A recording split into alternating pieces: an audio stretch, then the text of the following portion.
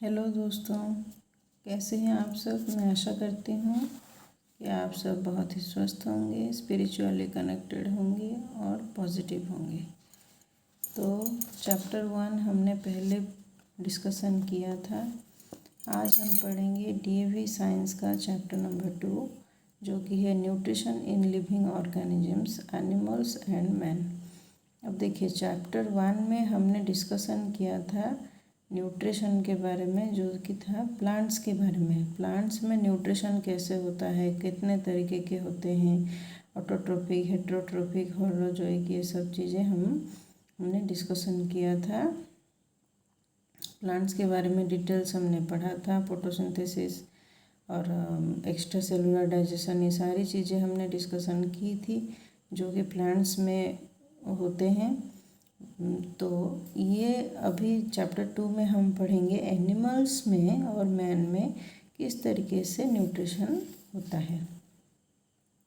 तो चलिए शुरू करते हैं। यहाँ पे क्या हम बारीकी से पढ़ते जाएंगे। You have already learned in chapter 1 that plants can prepare their own food and called autotroph. तो हमने पढ़ा ही है।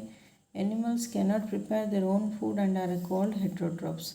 Animals eat complex food materials but break it down into simpler forms in their bodies. Their body gets the required nutrition through 3 main steps shown below. तो हमने क्या देखा अभी कि चैप्टर 1 में हमने ऑलरेडी पढ़ा है एनिमल्स में भी ऐसे ही न्यूट्रिशन होता है। तो वहाँ पे क्या होता है कि एनिमल्स अपना फूड तो प्रिपेयर नहीं कर सकते, वो जो खाना खाते हैं उसको उनका बॉडी सिंपलर फॉर्म में डाइजेशन का ब्रेक डाउन करता है, फिर ये डाइजेशन होता है और उनके बॉडी में स्प्रेड होता है या फिर यूज होता है। तो एनिमल न्यूट्रिशन कितने तरीके से होता है। एक तो है mode of intake of food, इसके ऊपर निर्भर होता है। दूसरा है फूड रिक्वायरमेंट और फूड हैबिट, मतलब कौन किस तरीके का फूड खाता है। जैसे कि कार्निवोरस हो गए, वो सिर्फ मांस के ऊपर अपना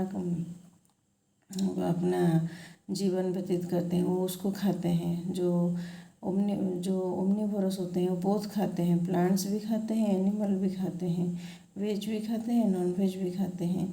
हर्बीवोरस वो क्या करते हैं, सिर्फ और सिर्फ वेज के ऊपर ही डिपेंडेंट होते हैं, फूल पत्ते वगैरह के ऊपर डिपेंडेंट होते हैं। तो उस तरीके से फूड हैबिट का मतलब वो चीज़ है। और ये है यूटिलाइजेशन इन द बॉडी में किस तरीके से यूटिलाइजेशन होता है। तीनों चीज़ों को लेकर न्यूट्रिशन हम आगे पढ़ेंगे, ठीक है। अब हम पढ़ते हैं नेक्स्ट पेज। इस पर लिखा है कि द मेथड ऑफ, देखिए, modes of intake of food intake का मोड क्या है, किस तरीके से इनटेक होता है। The method of taking in food is different in different organisms.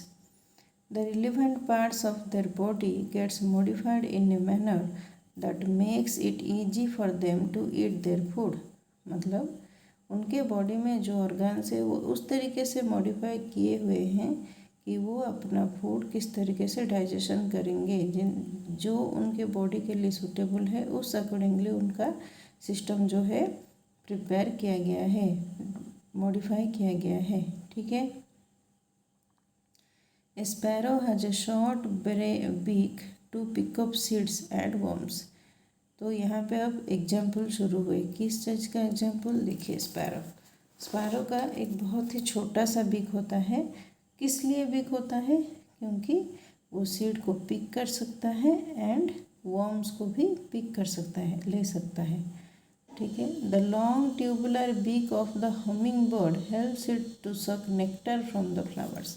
Humming bird जो है दुनिया का सबसे छोटा बर्ड होता है ये, पर इसका बीक जो है बहुत लंबा होता है। ये इसको जो फूल में जो नेक्टर होता है, जो रस होता है, वहाँ से इसको रस सक करने में हेल्प करता है, ये जो लॉन्ग ट्यूबुलर बीक होता है।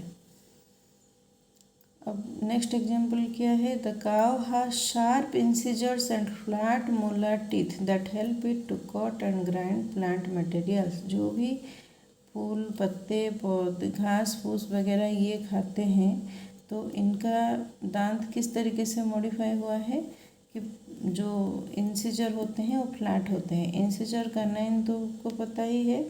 इंसिजर किस तरीके से, इंसिजर हमारे जो पहले के दांत होते हैं, सामने के दांत, उनको इंसिजर कहा जाता है और पीछे के दांतों को कैनाइन कहा जाता है।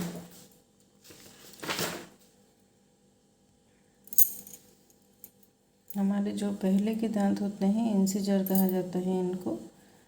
ये तो आपको पता ही है, आपने पढ़ा ही है पहले। और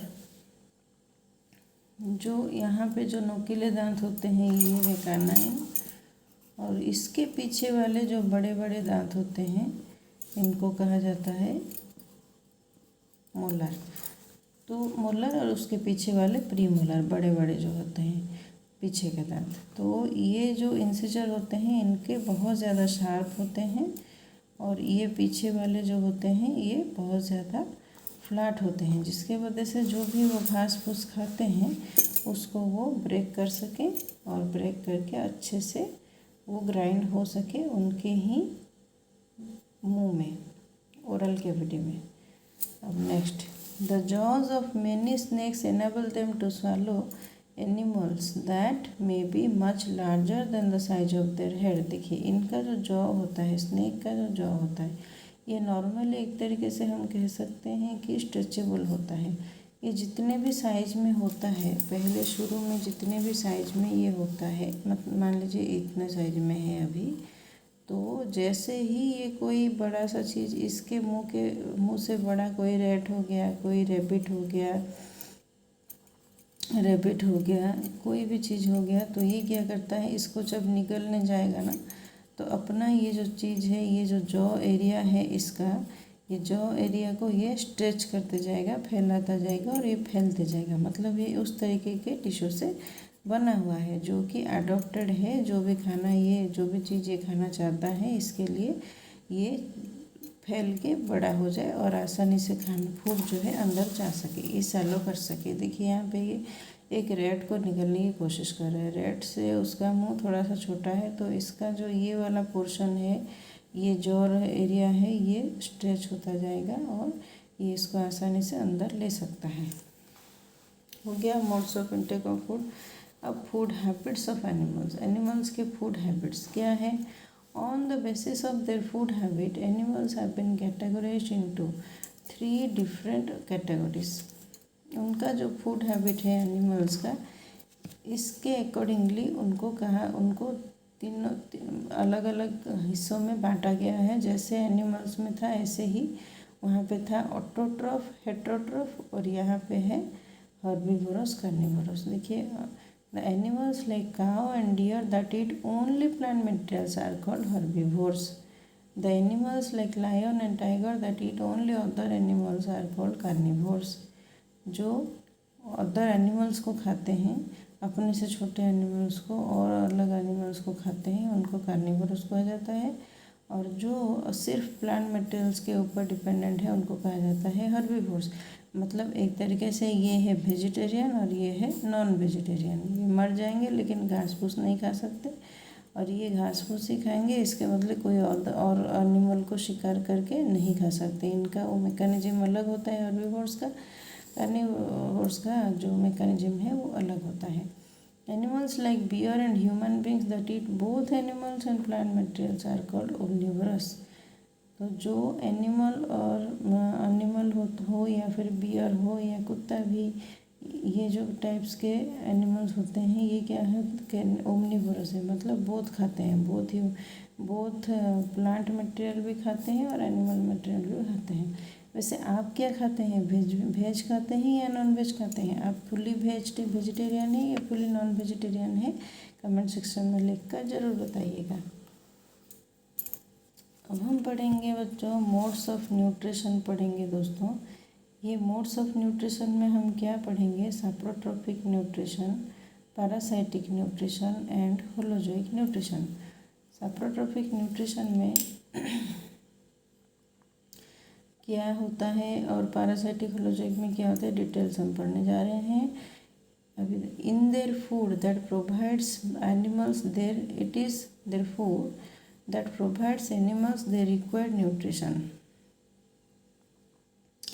As we have mentioned in the previous chapter, the nutrition requirement of heterotroph, that is heterotrophic nutrition, are met by them in their three different ways. These are the modes of nutrition: saprotrophic, parasitic, holozoic. Previous chapter में जो है वहाँ पे हमने पढ़ा था parasitic nutrition के बारे में, होलोजोइक न्यूट्रिशन के बारे में, साप्रोट्रोफिक न्यूट्रिशन के बारे में जो भी कुछ कुछ पढ़ा था. अभी हम डिटेल में पढ़ने जा रहे हैं. तो साप्रोट्रोफिक न्यूट्रिशन में क्या हुआ कि एक्स्ट्रा सेलुलर डाइजेशन जो भी हमने किया होता है, तो वो क्या होता है, डेड एंड डिकेइंग एनिमल के ऊपर. ये जो एनिमल डिपेंडेंट होते हैं अपने फूड के लिए, ये क्या करते हैं, मशरूम वगैरह जो होते हैं, ये अपना तो इनका डाइजेस्टिव सिस्टम कुछ नहीं होता है. ये अपना जो डाइजेस्टिव एंजाइम्स होते हैं, ये इस मान ली इस वुड के ऊपर या जो भी चीज़ के ऊपर ये ग्रो कर रहे हैं उसके ऊपर ये डालते जाते हैं और ये इसको तोड़ते जाते हैं. ये सिंपलर फॉर्म में टूटते जाता है. फिर इसको ये अंदर लेते हैं, अपने काम में लेते हैं और इस तरीके से अपना फूड रिक्वायरमेंट वो पूरा करते हैं. इसको कहा जाता है एक्स्ट्रा सेलुलर डाइजेशन. अब हम पढ़ेंगे saprotrophic nutrition, parasitic nutrition. Parasitic nutrition में क्या होता है कि वो जो ऑर्गेनिजम्स होते हैं किसी डेड के ऊपर नहीं बल्कि लिविंग ऑर्गेनिजम्स के ऊपर ये डिपेंडेंट होते हैं अपने फूड के लिए. हमने पहले एग्जाम्पल पढ़ा था डोडर का, जो कि है डोडर का पढ़ा था हमने. ये लिविंग मटेरियल के ऊपर, लिविंग थिंग के ऊपर डिपेंडेंट होता है, लिविंग प्लांट के ऊपर डिपेंडेंट होता है, ग्रीन प्लांट के ऊपर. ये ग्रीन प्लांट के ऊपर ऐसे डोडर ग्रो करता है. ये एक न्यूट्रिशन वहाँ से ले लेता है. इसके होस्ट, इसको कहा जाता है होस्ट, जिसके ऊपर ये ग्रो करता है. और ये होस्ट प्लांट जो है वो डिकेन होते जाता है, डिक्रीज होते जाता है, कम होते जाता है, ये सूखते जाता है. इसका न्यूट्रिशन सारा जो है ये डोडर अपने अंदर ले लेता है और अपना फूड रिक्वायरमेंट पूरा करता है. तो ऐसे ही यहाँ पे पैरासाइटिक न्यूट्रिशन में क्या होता है कि लिविंग ऑर्गेनिज्म के ऊपर ये जो ऑर्गेनिज्म होता है डिपेंडेंट होता है. Parasites may live on or in the body of another living organism. In this mode of nutrition, the parasite is benefited while the host gets harmed. ठीक है, तो इसमें क्या होता है कि वो पैरासाइट जो है वो लिविंग ऑर्गेनिज्म के शरीर के ऊपर रह सकता है या फिर शरीर के अंदर रहता है. अंदर रहकर ये क्या करता है, अपना फूड रिक्वायरमेंट पूरा करता है. इसमें क्या होता है कि ये जो पैरासाइट होता है, ये पैरासाइट को बेनिफिट मिलता है, पर जो होस्ट होता है वो हार्म होता है. ठीक है, अभी देखिए एग्जाम्पल क्या हो गया, round worm, head louse, body louse and tape worm are parasites. अभी हेड लाउस क्या होता है, जो जुए पड़ जाते हैं अपने हेयर में, वो होता है हेड लाउस. और राउंड वर्म आपको तो पता ही है, ये बहुत छोटे छोटे टाइप के वर्म्स होते हैं. ये नॉर्मली ये पेट के अंदर हो जाते हैं ज़्यादा मीठा खाने से, या फिर पेट में नाखून वगैरह आप जो नहीं चबाते हैं, उसी नाखून में जो प्यारे प्यारे से जर्म्स होते हैं, ब्लैक ब्लैक कलर के दिखते हैं आपको, जी हाँ, वही आपके पेट के अंदर चले जाते हैं. और राउंड वर्म, टेप वर्म, ये सारी चीज़ें वहीं से शुरू होते हैं. जो भी नाखून में आपके मैल होता है, आपको पता नहीं चलता है कि उसमें कितने जर्म्स होते हैं. माइक्रोस्कोप में आप देखे होंगे, रील्स वगैरह में आते होते हैं कि नेल के जो गंदगी होती है उसको वो एक्सपेरिमेंट करते हैं उसके ऊपर, तो कितना सारा वहाँ पे कीड़े दिखते हैं. वो अंदर जाते हैं तो फिर हम जो खाना खाते हैं, हमारा न्यूट्रिशन वो लेते हैं और बड़े बड़े हो जाते हैं. इस साइज के कम से कम होते हैं. और कभी कभी तो एक ऐसे बड़ा सा होता है जो कि बिल्कुल बाद में दवाई वगैरह करने के बाद वो निकलता है. तो हाइजीन मेंटेन करना चाहिए और साथ ही मीठा भी कम करना चाहिए, वरना ये टेप वर्म और राउंड वर्म सब पेट के अंदर होते हैं. और अपने लेट्रिन में जब हम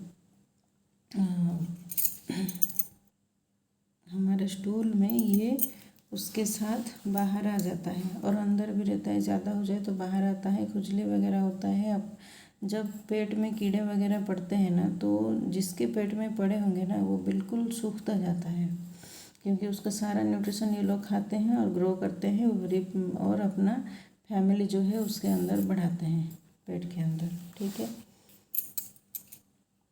होलोजोइक न्यूट्रिशन क्या है? ये इस तरीके के न्यूट्रिशन है जो कि अमीबा और ह्यूमन बीइंग में मिलते हैं।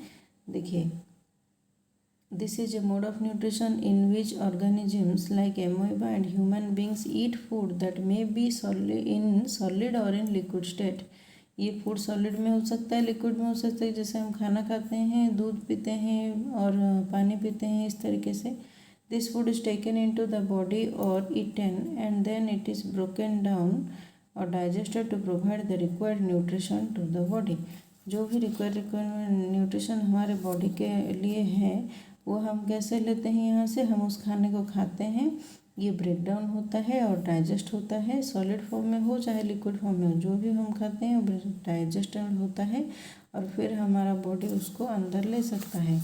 Having understood the three different modes of nutrition used by heterotrophs, let us now talk the detail and how the human body gets its required nutrition। अब आ गया nutrition in human. Nutrition in amoeba तो हमने previous chapter में पढ़ा था, अब हम पढ़ेंगे nutrition in humans. The food that we eat passes through a long muscular tube called the alimentary canal present inside our body. This canal begins and as the mouth and ends at the anus। ये elementary canal कहाँ से कहाँ तक होता है? हमारे mouth में शुरू होता है और एनस में एंड होता है। The food is broken down into tiny molecules that are carried by blood to all parts of the body.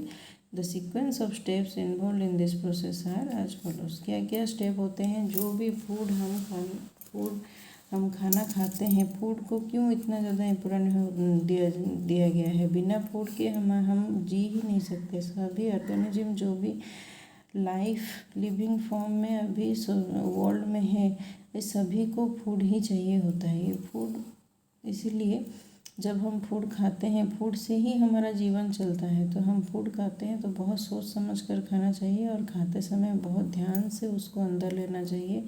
TV देखते हुए, मारपीट की चीज़ें देखते हुए, नेगेटिव कंटेंट देखते हुए कभी भी खाना नहीं खाना चाहिए। हम बिल्कुल सही से, अच्छे से और पॉजिटिव थिंकिंग के साथ, गॉड को थैंक्स कहने के साथ खाना चाहिए। बहुत लाखों करोड़ों बच्चे ऐसे होते हैं जो कि बिना खाना खाए मर जाते हैं। ये तो आपको पता ही होगा। खाना मिलता नहीं है, मिलता भी है तो कम मिलता है, पेट भर के वो खाना नहीं खा पाते। हमारे इंडिया में ही ऐसे बहुत से बच्चे होते हैं जो रोज़ भूखे पेट सोते हैं रात को। तो खाना वेस्ट नहीं करें और ना ही खाने को गलत तरीके से खाएं। इसको सोच समझ कर हाइजीनिक वे में और थैंक यू कहते हुए भगवान जी को खाएं कि आपको भरपेट भोजन मिल रहा है। ठीक है।